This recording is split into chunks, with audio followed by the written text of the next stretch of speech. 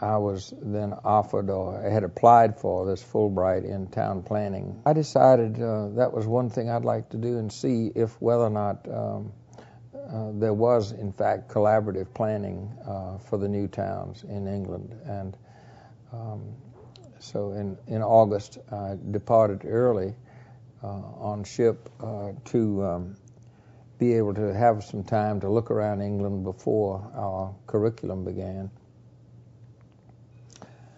I bought a bicycle once I got to Liverpool and I bought the bicycle, I guess, in London, and I started making a circuit of the new towns in the vicinity, particularly to the south of London, to look at the towns under construction. But I found to my distress that most of them were designed almost entirely by architects, that there were very few landscape architects in practice. Sylvia Crowe was one of the few, and she was, her impact was visible on two of them, but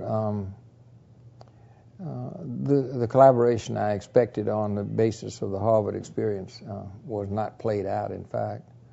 But there were imaginative solutions to housing, and they were better off than they were in the suburbs or the bowels of London. England lost 1/3 of its housing during the Second World War, which was the occasion of the impetus for the new plan, the new towns, and in that I'm sure they were successful. The accompanying plans for or legislation for Greenbelts really interested me, and when I came home, that was the thing I think that interested me most in Atlanta, that there was an application. Unfortunately, none of it took place. We then had a Metropolitan Planning Commission. Phil Hammer was then head of it here, and a very competent planner.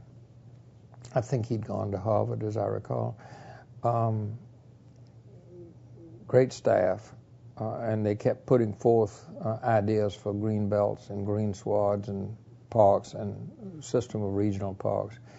But they were constantly shot down by opportunists who obviously had good reason to want to maximize their investment. There was no mechanism set up for, like the English plan, of when there's zoning change, the value change accrues to the government. And then if you've been adversely affected, then out of that pool of money that accrued to the government, you would be compensated so that nobody was hurt.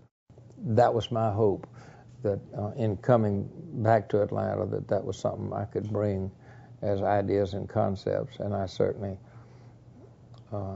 spoke of it any opportunity I had, any place I did, but I can't say that I contributed much, because you look around and you can see the absence of any real protective spatial separation.